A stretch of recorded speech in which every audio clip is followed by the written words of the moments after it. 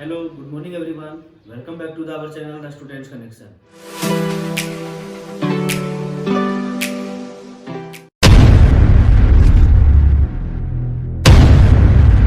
पिछले वीडियो में मैंने आप लोगों को पढ़ाया था ट्रिकी समास, जिसे आप लोगों ने बहुत पसंद किया।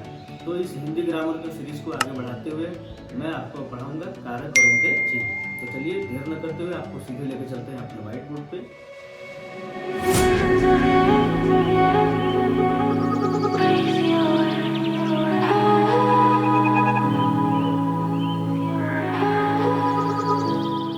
तो आ चुके हैं हम अपने क्लासरूम में। आज की अपनी अगली क्लास लेने के लिए जो हिंदी ग्रामर है, जिसका चैप्टर का नाम है कारक एवं चिन्ह। कारक एवं चिन्ह नाम है। मैं आपको बता दूं कि ये क्लास जो है बीएड वालों के लिए, जो बीएड एंट्रेंस एग्जाम 2022 में देने वाले हैं, उनके लिए मोस्ट यूजफुल है। वो जरूर इस वीडियो को देखें। और मैं आप लोगों के सामने बीएड एंट्रेंस एग्जाम का भी अपडेट लेके आने वाला हूँ। इसमें आपको पता चलेगा कि बीएड एंट्रेंस एग्जाम का फॉर्म फिलअप कैसे करें और उसमें क्या क्या डॉक्यूमेंट लग रहे हैं।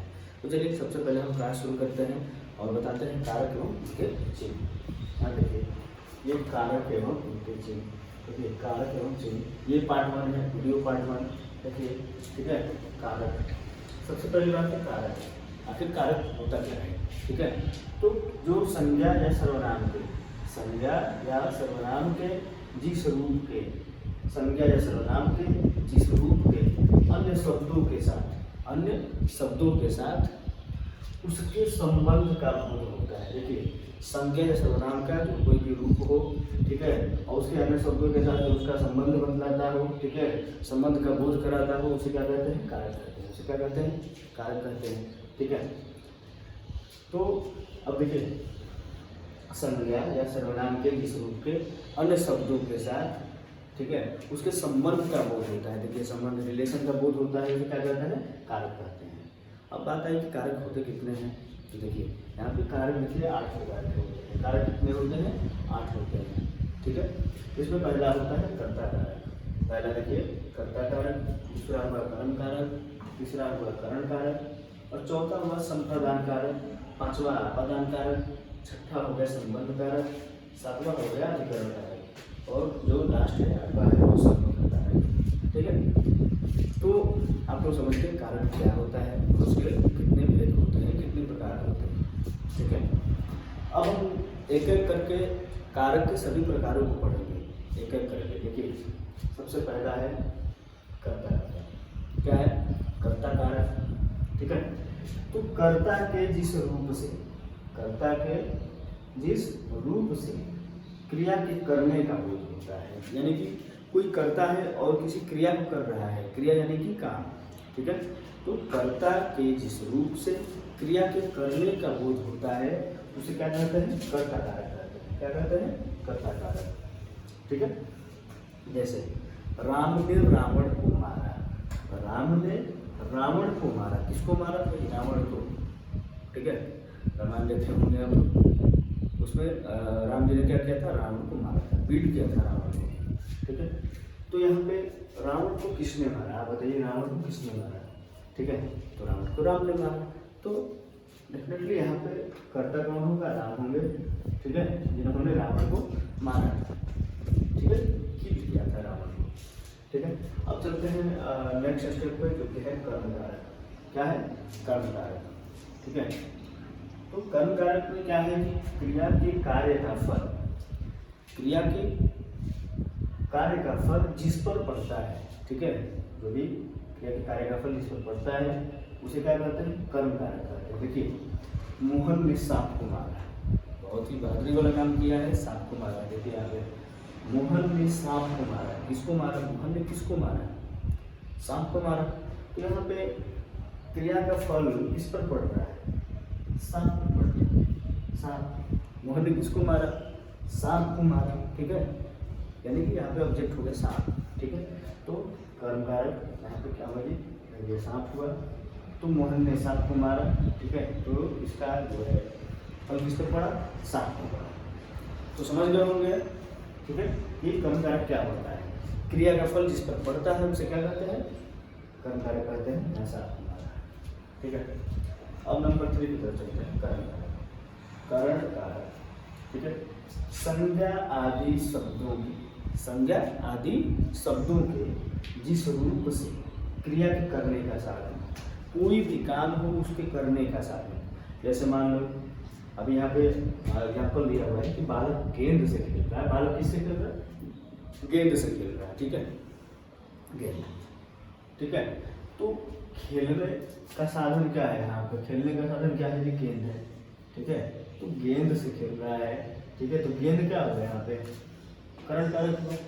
गेंद क्या हुआ? करण कारक, यानी कि उसी को ये साधन बना के खेल रहा है। ठीक है, अब संप्रदान कारक। ठीक है, नंबर 4 है संप्रदान कारक। तो संप्रदान कारक में देखिएगा कि देना, देना, किसी को कुछ देना। ठीक है, अगर किसी को कुछ देना अथवा कार्य करना, ठीक है, तो किसी को कुछ देना अथवा कार्य करना ये संप्रदान कारक कहलाता है। जैसे एग्जाम्पल लेते हैं, गुरु जी को फल दो। दो भाई, गुरु जी को फल दो, नहीं देना है। ठीक है, आगे बढ़ते हैं।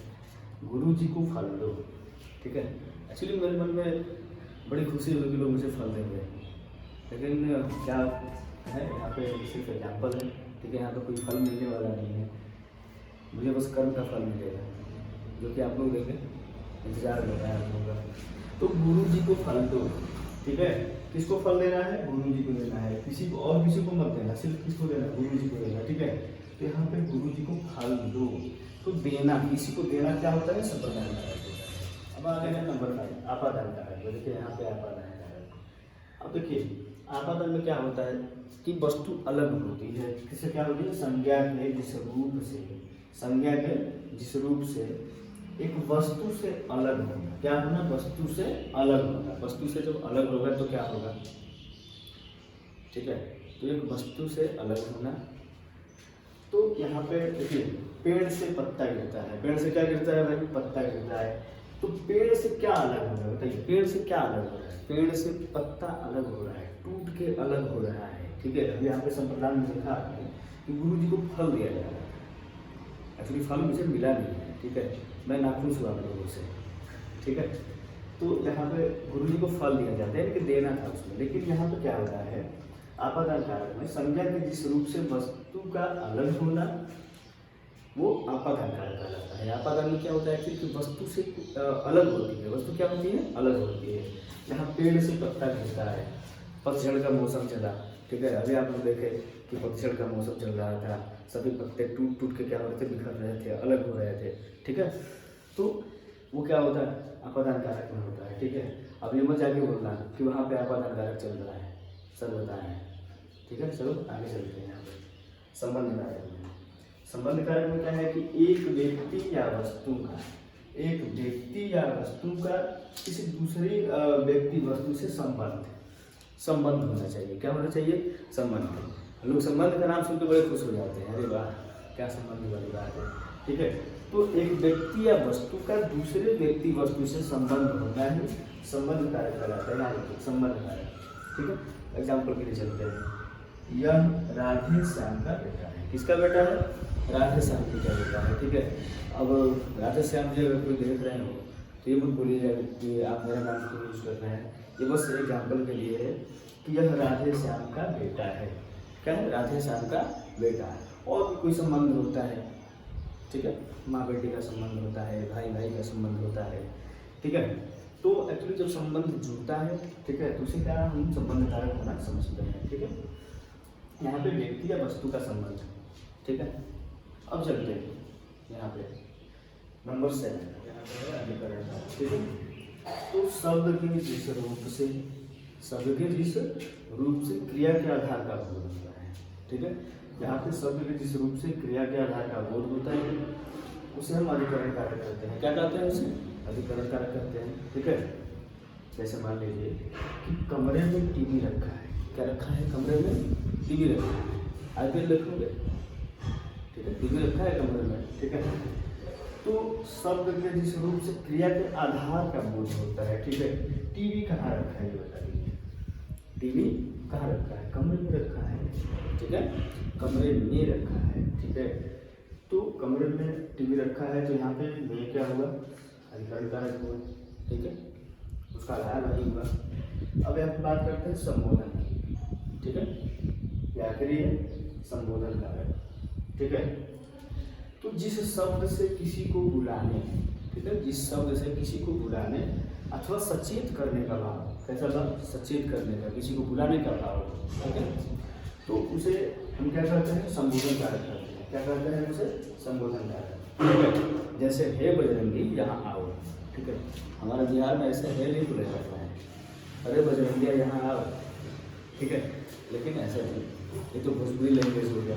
ठीक है, तो यहाँ पे संबोधन, हमारे बिहार में तरह तरह का संबोधन होता है, आपको मालूम होगा, अरे बजरंगिया है जगह, ठीक है, लेकिन यहाँ पे आपको अच्छे से बोलना है, हे बजरंगी यहाँ आओ। ये बजरंगी, बजरंग बली भी हो सकते हैं, है ना। तो हे बजरंगी यहाँ आओ, यहाँ पे संबोधित किया जा रहा है, किसको? बजरंगी को। बजरंगी को संबोधित किया जा रहा है, बजरंगी को बुलाया जा रहा है, ठीक है, इसलिए यहाँ पे ये संबोधन कारक होगा। ठीक है, संबोधन कारक। तो ये रहे 8 कारक। ठीक है, जैसे मैंने आपको समझाया बताया। अगर कोई भी प्रॉब्लम हो, अगर ये समझ में ना आया तो आप हमें कमेंट कर सकते हैं कमेंट बॉक्स में, मैं आप सबका कमेंट पढ़ता हूँ। ठीक है, तो आप हमसे कमेंट करके हमसे जुड़ सकते हैं, सारी बातों को फिर से अगर डाउट हो तो क्लियर कर सकते हैं। ठीक है, इसके बाद हम मिलेंगे आपसे अगली वीडियो में। ठीक है, अगली वीडियो जो आएगी वो पार्ट 2 आएगी, जिसमें कारक और उसका चिन्ह, जैसे कि यहाँ पर देख रहे हैं कारक और चिन्ह, तो सिर्फ मैंने कारक पढ़ाया है, चिन्ह भी बाकी है। तो पार्ट 2 में मैं आपको कारक चिन्ह बताऊंगा कि कैसे कैसे कारक चिन्ह का यूज होता है। तब तक आप अपने घरों में बने रहिए, मस्त रहिए और मन लगा के पढ़ते रहिए।